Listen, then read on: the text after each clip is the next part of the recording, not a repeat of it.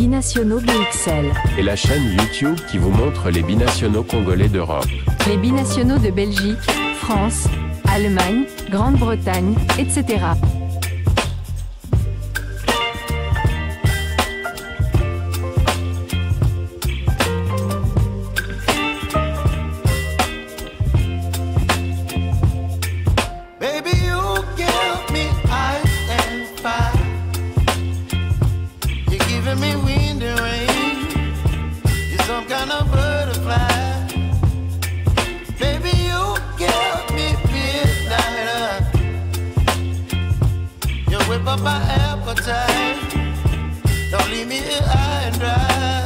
Bonjour à tous, bienvenue dans ce nouveau numéro de votre chaîne Binationaux BXL. Nous allons parler, quand même, on va vous donner quelques résultats du week-end, début de week-end. Je vous souhaite déjà un bon week-end. Nous sommes en effet déjà le samedi. Alors, on va parler quand même de la prestation de quelques binationaux en ce début de week-end. Je ne suis pas seul pour cette émission. Je suis avec Gino Lix et la chaîne Diasco Foot officiel, le miroir du football de la diaspora congolaise.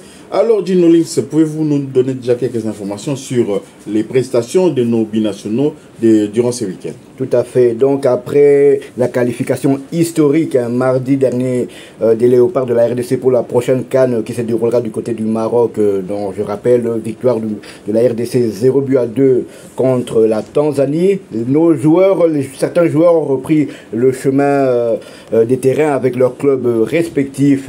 Alors lui, il n'était pas là lors de cette trêve internationale, il était blessé.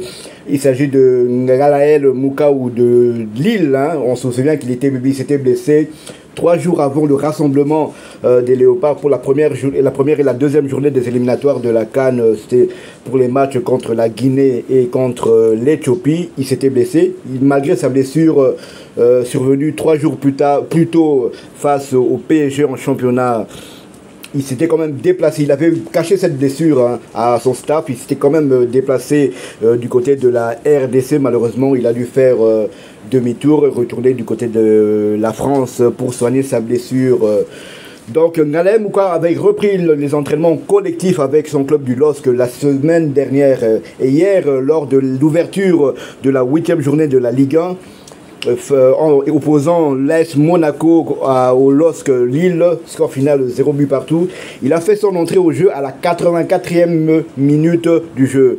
Donc c'est une très très bonne nouvelle, non seulement pour lui, mais aussi pour Sébastien Desabre qui pourra, si tout va bien, si il n'a plus de pépins physiques, compter sur lui lors des 5e et 6e journées des éliminatoires de la CAN 2025. On rappelle que vu que la RDC est déjà qualifiée, donc ces matchs-là compteront quasiment pour du beurre. Nous quittons la Ligue 1, nous allons du côté de la Ligue 2, la Ligue 2 où Lionel Passinza et son club de Rodez ont battu Martigues 0-2. Et Lionel Passinza s'est distingué lors de cette rencontre en effectuant un clean sheet, donc après Dimitri Berthaud mardi dernier face à la Tanzanie. Donc le deuxième gardien des Léopards s'est aussi distingué en club, donc c'est son deuxième clean sheet de la saison, très bien pour lui. Et on rappelle que en 7 matchs il a réussi à garder sa cage inviolée 2 fois, comme je le disais. Donc 33% des matchs où il a dû jouer, il n'a pas encaissé de but, il en a joué 9 jusque là. C'est aussi un bon total. Excusez-moi, il en a joué 6, puisque lors des 2 premières journées du championnat, il n'était pas titulaire. Il a encaissé 9 buts en 6 matchs, donc c'est pour une moyenne de 1 but, 22 buts encaissés par match.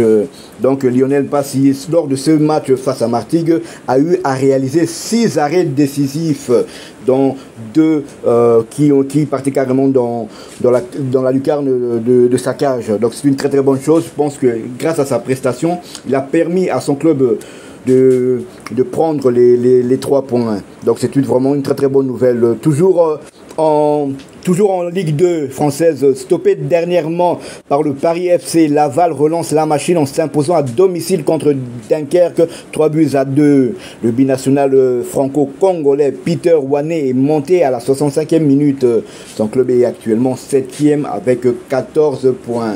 Oui, il y aura d'autres matchs quand même du week-end ici, notamment un match qui nous intéresse au plus haut point, le match qui va opposer, je ne sais pas si c'est au stade Vélodrome ou bien c'est au stade de la Mosson. Donc voilà, le Montpellier Héros Sporting Club, le club de Dimitri Berthaud va affronter l'Olympique de Marseille de Chancel Mbemba Mangoulou, mais nous avons eu une information, nous avons eu ouï dire que le gardien de but, finalement, Dimitri Berthaud ne sera pas titularisé parce qu'en conférence de presse, le coach d'Erzakarian, je pense, oui, d'Erzakarian a estimé qu'il devrait encore donner une chance à le compte. Donc c'est un peu des chipotages comme ça que ce n'est pas bon pour les gardiens. Hein. Les gardiens des buts, c'est un poste quand même qu'il faut une certaine stabilité. Ou Berthaud est titulaire, ou bien c'est les comptes.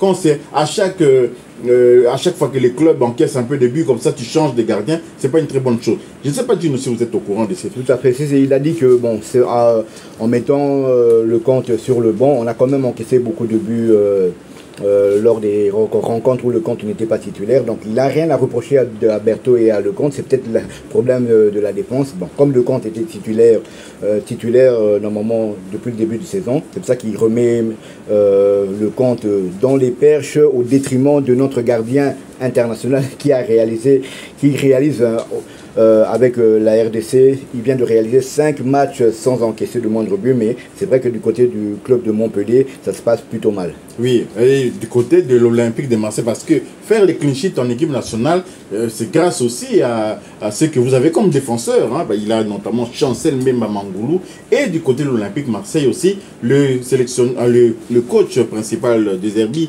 a communiqué aussi à propos de Chancel Mbemba, toujours en conférence de presse, parce que cette question-là n'a pas été oublié par les journalistes. Hein. On lui a posé la question, est-ce que Mbemba on pourrait le revoir encore sur le terrain, et quand même Deserbi a répondu, hein, c'est pas une réponse qui fera plaisir aux Congolais, aux nombreux Congolais qui sont déjà en train de se réabonner aux pages de l'Olympique de Marseille. Il a dit que non, c'était méchant quand même. Dit non, tu peux nous en parler s'il te plaît?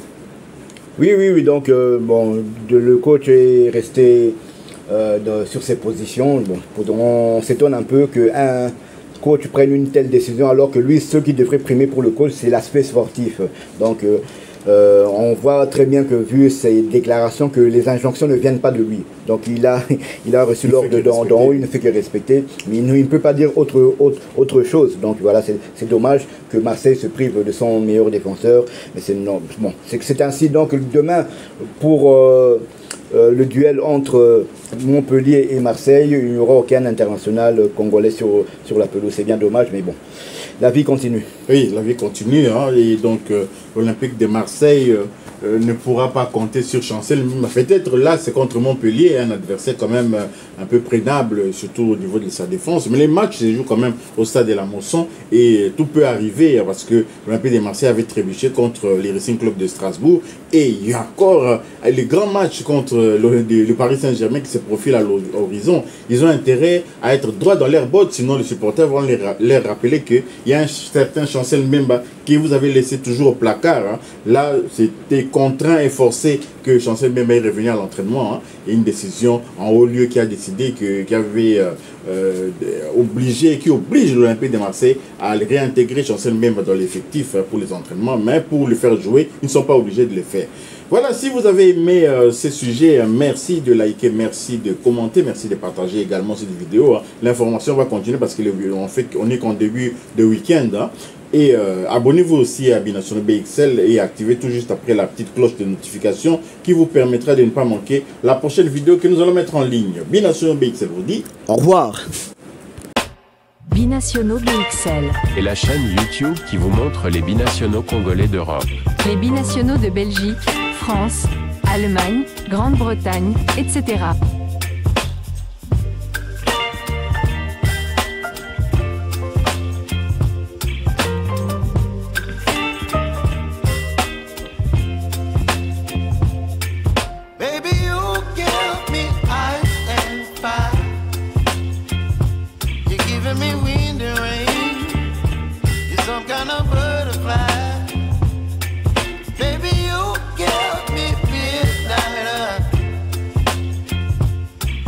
My appetite. Don't leave me high and dry.